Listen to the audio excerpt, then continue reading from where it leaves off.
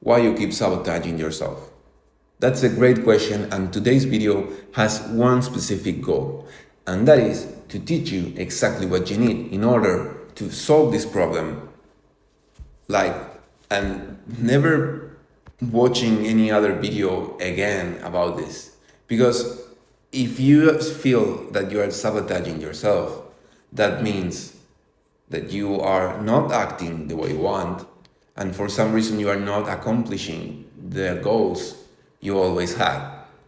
You probably watched many videos about this, but none of them helped you if you are here.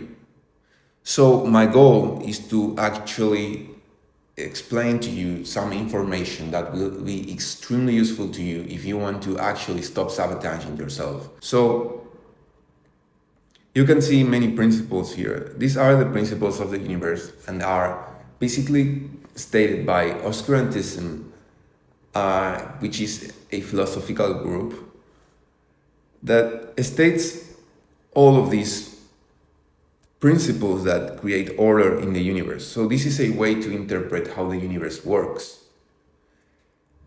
In today's video, we are not going to talk about philosophy like for a long time. We want to jump into science so you can actually have like tools that are like extremely useful, like useful for real, like so you can actually change your life. That's what I mean. But first, let's try to understand the matter from a philosophical point of view, because it gets much more interesting. I like to say that what I teach is manifestation. But what is the meaning of manifestation? Manifestation means becoming the cause of the effects you want. So I'm sure that you have goals, and those goals are effects in some way, because you maybe want money, a business, a degree, a career, a body, friends, family, a couple, kids, whatever. You have goals, and those goals are effects. Effects need a cause, because if there is no cause, there is no effect. So basically, you are a cause. You are the cause of many effects. But if you are not generating the effects you want, then you are not the cause of the effects you want. So you have to change. If you change in the proper way, you become the cause of the effects you want. It's that simple. That's manifestation. Manifestation is awareness of this fact. Like, bro, if you don't have the effects you want, just change. Because you have to be the cause of the effects you want. It's awareness. It's that simple. So the other principles of the universe explain how to manifest in some way. And what they say is that basically all you see around is mind, that vibration defines everything. So you have to change your frequency and you are energy. And that's like in certain way true. Like philosophy sometimes is not literal. So that's why when science make progress, philosophy keeps like fitting science, but it's not literal. So philosophy keeps feeding science after years of being thought, like the first guy that thought about this philosophical theory, still feeds science because they are like abstract and open, but they are good. They were tools in that time. And philosophy is still super interesting and useful to think and like open our minds and understand why things are not working or whatever you want to understand in this life. But today we're here just to learn about manifestation, and that is basically changing your life and building the things you want. So now let's jump into science. So like you can have the necessary tools to change your life. So you have a brain, and this brain, all right, lives in a complex world. This brain has to do a lot of stuff. You have to survive, reproduce, socialize, get food, like do a lot of stuff, and that's really complex. So if you like try to do all of these things in a manual mode in your brain, being conscious of absolutely everything that's going around you and everything that's going inside of you, and how to act in the perfect way to survive and reproduce and get food and, socialize, attract, you will spend so much energy that you will go to sleep 2 or 3 hours after waking up. And probably you would fail because the brain is not able to do that. It's not like cognitively able, like there is no cognitive skill required to do that. So what the brain does is automate actions. The brain automates processes, and those processes are automated basic by mapping actions with situations. So every time a familiar situation shows up, the brain takes the automatic action associated with that situation, adapts it like a little bit, it modifies it so it fits the situation, and executes it. It's that simple. So you see a friend and you know how to say hi. You're not thinking about how social environments work and who is your friend, how is he like, what's his personality, who are you, and you start like designing an action to execute it. You are automating the process. You automated the processes, so now you just say hello in the same way as usual. So how does your brain automate actions? So because if we understand this, we can change the automatic actions and we can change our lives. Why? Let me explain this further so you can understand all the diagram. So your brain creates what I call an operational framework. An operational framework is a set of data and information, okay? That is, data means like raw memories, things that you experienced and your brain stored because they may be useful in the future. And info is the interpretation of those raw memories. For example, suppose you are shy. One day you wanted to socialize with someone you saw around there, but you are shy. And when you tried, the interaction was really awkward because you were shy and confident. You said like stupid things, so the other person got uncomfortable or whatever. What your brain did was store the experience and take a conclusion. I am shy. I am unconfident. I cannot do this successfully. I am this kind of person. That's info that the brain believes is true. But now, stay with me for a minute. If you think that's true, you will probably act in a shy way again in the future, right? But who says you're shy? If there are people that are confident and there are people that are shy or unconfident, then what's going on there? What's the difference between those people? So the difference is their thoughts, and you can change your thoughts. I hope I'm explaining myself clearly. So your operational framework can be divided into two big groups: your identity and your environment. Your identity is all the raw data and info you have about yourself. And the environment is all the data and info you have about your environment.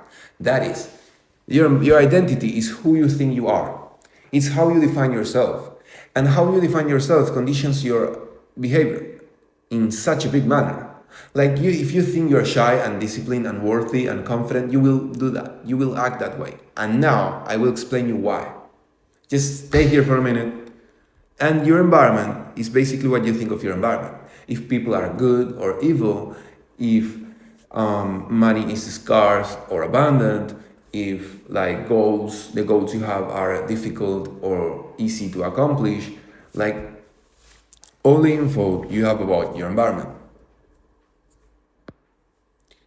What your brain does with all this info is predict events. Your brain predicts events all the time and then design and execute actions. So, according to the brain, this system creates actions that are more likely to increase chances of success.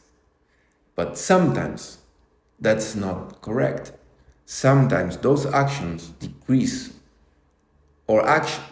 chances of success, but sometimes those actions are aiming towards failure. Because if you think you are shy, you will predict failure. So you are working towards failure. So now let me explain further a little bit. So this is the diagram. Your brain automates processes by mapping action with situations. How? By storing data and information. That data and information constitutes your operational framework. And your operational framework is what your brain uses to interact with reality in the right way. Okay? And most of your actions are automated. Your operational framework is a set of data and info that can be divided into two big groups. Who you think you are, that is your identity, and what you think your environment is like, your environment. So the brain uses all this data and information to predict events. So when the brain predicts and visualize the situation that's going to happen according to that information and data, your brain designs an action and executes it. It's that simple. Now, suppose you are shy. Let's keep going with that example. Suppose you are shy. You go to a place in which there are people around there and you want to socialize. So you see a guy or you see a person and you want to talk to that person. But you are shy and you have been shy for 20 years or more. So you have many experiences in your brain that show you that you are shy. So every time those memories pop up in your brain, you feel ashamed a little bit. Because you have emotions attached to your memories, and you have also information attached to those memories. You are shy, you're unconfident, you're unworthy, you are not attractive or whatever. So you go to this place, you see a person, you want to talk to that person. Your brain made a prediction automatically.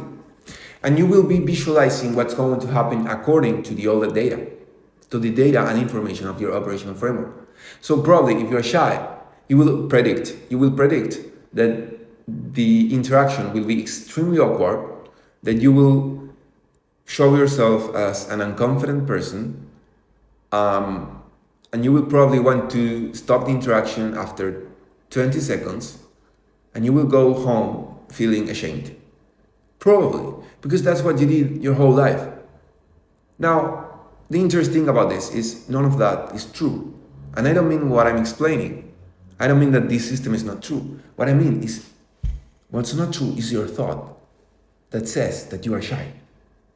If you have a memory that shows you that you had many extremely awkward interactions, I mean, who cares? Who says the next interaction will be the same way? The problem here is that's what your brain learned. And that's what your brain thinks. And your brain found a way to kind of fix the situation, because even though it seems difficult to understand, being shy and having this kind of behavior is like a defense mechanism for your brain that in some way is a successful situation. But that doesn't matter. I mean, being shy is just a belief. If you believe you are shy and unconfident, then you will act that way. So how do you actually fix this automatic system? Well, if it's automatic, you have to make it manual. How? With awareness. It is this simple. You have to be aware. Aware of what? Everything that pops up in your mind. If a thought pops up in your mind telling you are shy, or showing you that you had many awkward experiences in the past, or whatever, or you are a failure in business, or you are a failure in the gym, or you are a failure in the university, or you are a failure in your job, or you are a failure with your couple, whatever. Like, you have to understand that those are just thoughts, and thoughts are not real or fake. Thoughts just are.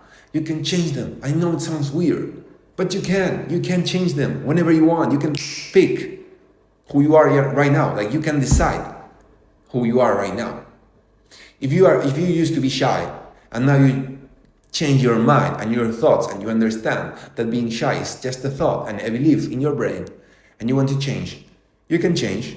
You can become confident. You can become socially skilled.